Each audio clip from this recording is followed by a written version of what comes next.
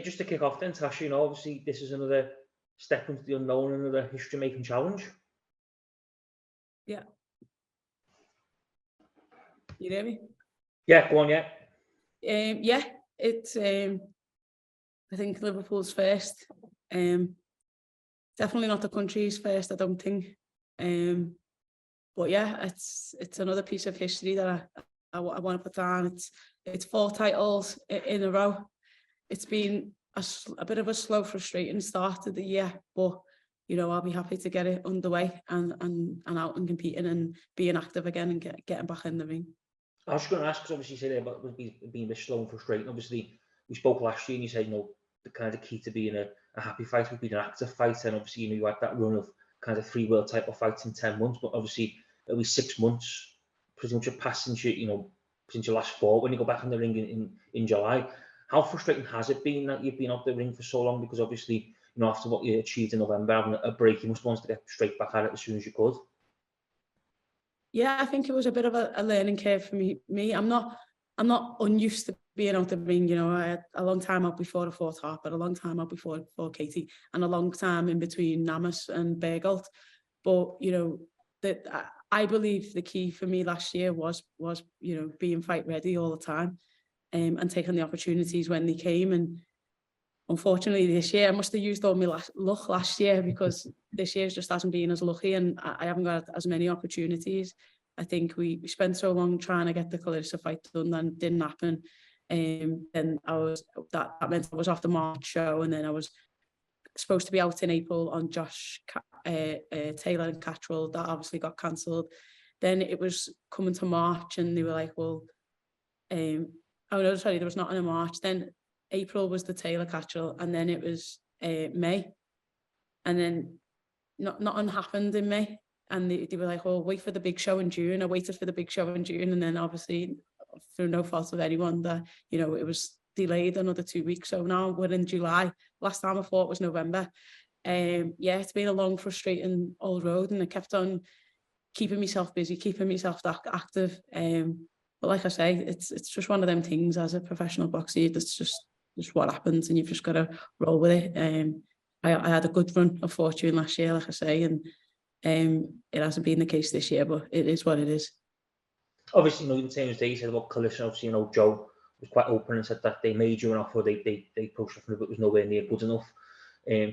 How close did that fight get to being made? Did it hit the final kind of negotiations, or was it kind of they were always worlds apart, and what they were offering you to fight and what you and Joe, you know, deemed what you should be rightly getting? Yeah, it wasn't massively out of what we actually wanted. It was literally just was money that let it down. It is what it is. Like, she's sick of talking about it, I'm sick of talking about it. So, and now I've gone back down, so it's definitely off now.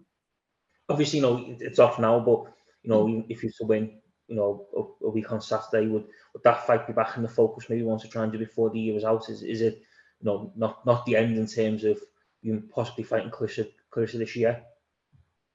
Yeah, I think everything's a possibility. You've just got to take what comes up to the table and make a decision that's best for you. As a whole. So yeah, we'll see. We'll see what opportunity present themselves. I think there's definitely a scope to moving down further. There's definitely scope to, you know, other champions in the division. We've tried to make the McCaskill fight on a number of occasions, and it, you know, she's chose the best route for her. So like, I don't, you know, there's nothing I can do for that. I'd choose the best decision for me, and that's what she's done. So there's no hard feelings. It's just business, I suppose. And that's kind of the business of sport that can be frustrating for fans sometimes because they don't see it. Obviously, you know, in terms of, you know, your next fight now against Kandi, what was the thought process behind dropping back down? You know, was that something that you and Joe discussed, you know, once you won last year? Was that in the thinking, or was it kind of something that comes to the mind once, you know, you knew you was going to fight Clarissa? Yeah, I think obviously I would have stayed if I would have fought for Clarissa, and it would have been 154. I don't think I've ever weighed in above 149 with clothes on. So, you know, I'm not a big 154. I'm never really a 154 fighter. There's just that opportunities that I believe that could win kept presenting themselves. So that's why I stayed there. Now the kind of opportunities are closed. I've already said about it. There's not going to be a Terry Harper fight. So the only option was to go back down because there was no one else there to fight. So yeah, it made sense. And obviously, I think, you know, McCaskill, we tried to get the deal with McCaskill, like I said. That didn't work out. And then the fight with McCaskill and Habazan fell through. Habazan went and fought Terry. That moved her out the rankings. I think Kandi Wyatt before that was number 4 anyway. I think the Turk had fought up at 152, who was number 3. Obviously, Habazan was number 2, McCaskill was number 1, and you know they both didn't fight. McCaskill vacated, Habazan moved up. The Turk hasn't fought for over a year, so it made sense that I wanted to come back down to put me into Kandi as 1 and 2. Obviously, you know, there's a title on the line, and that must make it that little bit more sweeter that you could become, you know, a four-time world champion. Obviously, it'll cap what's, you know, probably been a remarkable kind of 18 months for you, wouldn't it, if you were to get the victory a week on Saturday? Yeah. I mean, like I say, every time I get in the ring, the goal is to win. The titles are a bonus, but the goal is to win and do it well. And yeah, like I say, 4 belts, 4 titles on the spin. I think it's it's been a great month. I can think the only other person that's had a better 12 months is Chantelle Cameron. Obviously, just one more for me. I believe you attended the Merseyside Former Box Association's NEST to celebrate 50 years. What was that like? Yeah. It was good. It was good to be around all the old schoolers and some people I grew up watching, like Hodgkinson. Conti was a little bit before my time, but you know, I've been in many events where Conti, and he was actually there when I won the British Boxing Border Control Fighter of the Year. So it was nice to catch up with them and see all some of the old fighters. Some of them are local to me as well. And yeah, it's just a great organisation and charity, what they do. You know, sometimes, you know, boxing as a community, we are a very small, limited, close-knit community, and to see that, you know, the helping widows of ex-professional boxers and, you know, fixing houses of ex-professional boxers, because, you know, the money and stuff isn't, it's only that like 1% of boxers that ever make it to that Ricky Hatton and AJ and whoever else money. All of us, everyone else kind of finishes and has to go back to work and hasn't secured that, you know, that money that can sustain you throughout life. So to see them giving back and like I say, doing that work for local boxers in our community, I think, you know, and seeing myself and JJ was there as well. So I think it was, just great to be a part of and to see them and to hear the stories mostly. Yes, thank you very much, Tasha. Hey, Natasha, where do you rank Kandi in terms of the opponents you've faced in your career so far? There isn't that much on it. Obviously, I know the result with Kirsty Babington. I've seen the fights against McCaskill and I've seen it against the Southpaw, but there isn't that much to actually view on it. Everyone's dangerous. I've overlooked people before in Obanov, and it didn't work out well. So I'll never do that again. And like I'm not gonna make out like she's some monster or she's some decay or she's someone that she's not. But I think everyone given, you know, a free shot or whatever is dangerous. And like I said, I've done that before and I wouldn't do that again. At this stage of your career, I mean, become a 2-weight world champion after being involved in 3 world title fights on the spin probably looked a long way away like 2 years ago. But towards sort of this stage of your career, what other goals do you have left before you retire? I think there's some big names out there, some names that I need to get revenge on, some names that just are new to the hat. And yeah, like I say, just let's try and make the big fights. And it's not a secret that I'm closer to the end of my career than the start. So like, let's make the big fights happen. By revenge, are you referring to Katie Taylor specifically? Could be. And then just lastly, you yet to have like that sort of breakout fight in America. Obviously, you know, Sky and ESPN work together.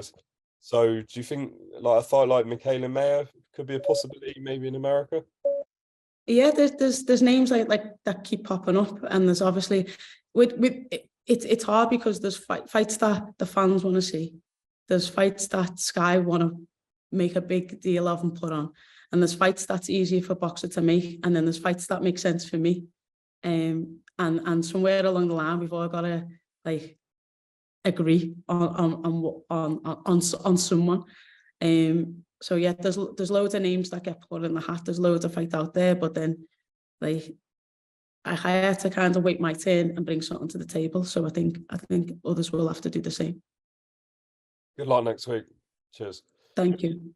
Tasha, you mentioned moving down there and the possibilities of other fights in lower divisions. Would you feel comfortable moving back down to lightweight?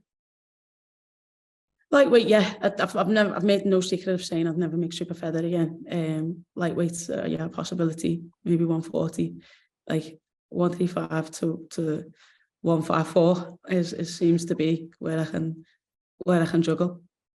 And the opportunities down there as well. Obviously, you're going for your second weight world championship, but moving further down, there's possibilities to become 3-4 weight world champions. There's always possibilities, and we just got to make sure everyone's happy and can make them happen. Katie Taylor was mentioned there, but obviously she was defeated a few weeks back by Chantelle Cameron. Do you think that makes that fight more possible or less possible? Definitely. I think obviously there's I presume there'll be something of a rematch clause between them, whether that's the option that they take, because I presume there was one with Savanah as well, and that didn't happen. But you know, whether that's the option they'll take, whether that's they'll take somebody else and then go back to the drawing board with Chantelle, we never know. But you know, they're the fights I'm looking for. Cheers, Tasha. Thank you. Hey, Tasha.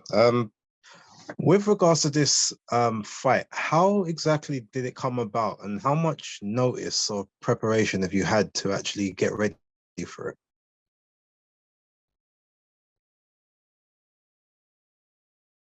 I think it's been the worst kept secret in boxing. I think everyone knew for ages ago that who I was fighting. We've had a couple of weeks to prepare. If I'm honest, your internet connection is unstable. That's what it's saying. Oh, sorry, it's gone. Can you hear me? Can everyone hear me? Yeah, we can hear you. Okay. Yeah, I think everyone's known for quite some time that's who I'm going to fight. So she's had a lot of time to prepare. I've had a lot of time to prepare.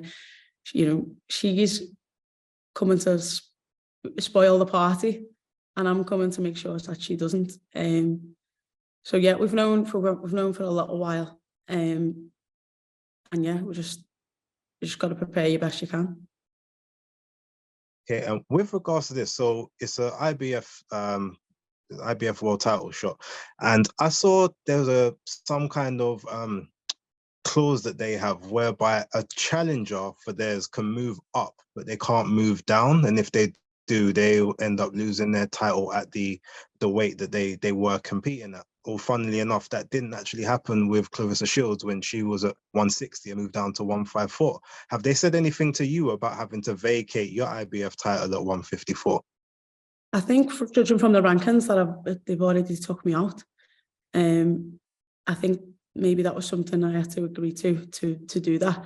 I always was on the understanding that I had 10 days. If you won the belt, you had 10 days to decide which one you wanted to keep.